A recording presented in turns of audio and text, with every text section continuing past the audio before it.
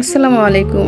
আজকে আবারও একটা নতুন ব্লগ নিয়ে আপনাদের সামনে এসেছি। জানি না কিছুদিন পর পর এভাবে আমার ব্লগ ভিডিও দেখে আপনাদের রিয়াকশন কি হয়। তবে যাই হোক, আমার যখন ভালো লাগে আমি তখন ব্লগ করি।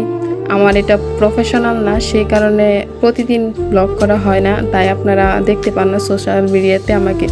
যাই হোক, আপনারা যাই ভাবেন না কেন, হয়তো আমাকে গালিগালাজও করেন, তবে আমার কিছু করার নাই, কারণ আমার এতটা সময় হয়ে ওঠে না যে আমি ব্লগ করব। তাই আজকে হচ্ছে ঈদের দ্বিতীয় দিন, আমার বাসায় খুবই বোর লাগতেছিল, তাই চলে আসছি জয়নুল আবেদিন পার্কে।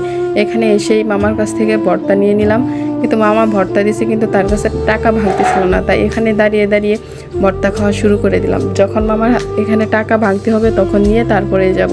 আর ভর্তাটা এত মজার ছিল যে কি বলবো, বলার বাহিরে। আমি কখনোই টক পছন্দ করি না, কিন্তু এইখানে আসলে এখানকার মামাদের ভর্তা এত বেশি সুস্বাদু যে স্বাদটা কখনোই ভুলতে পারি না, ইচ্ছে করে বারবার খাই। তবে যাই হোক, অনেক ভালো ছিল। এবং বলে না যে মধু মধু, ঠিক ওই রকম রসমলাই। তারপর আমি মেলার দিকে চলে গেলাম। সার্কিট হাউস মাঠের পার্কের সাইডে মেলা বসেছিল। এখানে মাটির হাঁড়ি পাতিল, ব্যাঙ সহ গরু, ছাগল, মহিষ, রয়্যাল বেঙ্গল টাইগার, কাপ, পিরিচ, প্লেট সব কিছু এখানে ছিল। আমার সবচেয়ে বেশি ভালো লেগেছিল ভাগগুলোকে, কিন্তু এক একটার ওজন খুবই বেশি। আমার ঘরে সাজানোর মতো কোনো জায়গা নাই, তাই আমি নিতে পারলাম না। আর এগুলার দামও অনেক বেশি চাইতেছিল। আমার কাছে মানে স্বাদ আছে কিন্তু সাধ্য নেই কেনার মতো, কারণ আমি গরিব। তবে যাই হোক, দেখেই মন ভরলো, এটাতেই শান্তি। ঘরে নিয়ে আসতে হবে তেমন কোনো কথা নেই। একটার দাম জিজ্ঞেস করেছিলাম মামাকে, একটা ব্যাগ দৌড়ে দেখেওছিলাম, তবে মামা বলল এটার দাম 200 টাকা। আর এই প্লেটগুলো এক একটার দাম ছিল 100 টাকা করে। একটাও আমার কেনার মতো ছিল না, কারণ 100 টাকা করে এই ছোটো ছোটো বাটিগুলো এনে আমার কোনো লাভ নেই এবং কাজেও নেই। আমার ঘরে এমনিতেই অনেক জিনিস পড়ে আছে, কারণ আমি একলা মানুষ। তবে যাক, অনেক ভালো লেগেছে আজকে এই মেলাটা। এই মেলাটা ঈদের দিন থেকে চলতেছে, আজও অনেক ভালো ছিল।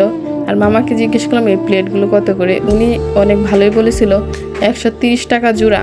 তবে আমি নিতে পারলাম না, কারণ আমার সাথে যে ছিল সে একদমই রাজি হচ্ছিল না নেওয়ার জন্য, তাই আমি এগুলো নিলাম না, শুধু হাতায়া দইরা দেখা চলে আসছি। এত বেশি ভালো লাগছে আজকে, এবং গরমও ছিল অনেক বেশি। আবহাওয়াটা এত মানে কি বলবো, গরম চলে আসছে পুরোই। যেটাই ধরি সেটাই অনেক দাম, তবে হাত দিতে আমার অনেক ভালো লাগতেছিল। ইচ্ছে করতেছিল সবগুলো নিয়ে আসি, কিন্তু আনতে পারি নাই, দুঃখের বিষয়, কারণ আমার কাছে টাকা ছিল না।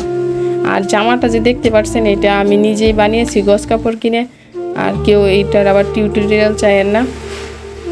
এই ঈদের দিন আমি শ্যুট করতে পারি না, ঈদের দিন পড়তেও পারি নাই, তাই আজকে পড়লাম। আমার কাছে বেশ ভালোই লেগেছে। আপনাদের কেমন লাগছে এবং কারা কারা এই মেলায় গেছেন এবং কে কী কিনছেন অবশ্যই কমেন্টে বলে যাবেন। সবাইকে ধন্যবাদ। আজকের মতো ভিডিও আমার এখানেই শেষ, এবং সবাইকে বলবো ভিডিওটা দেখে একটা করে লাইক এবং কমেন্ট করে যাবেন অবশ্যই। ধন্যবাদ সবাইকে। Tata, bye bye.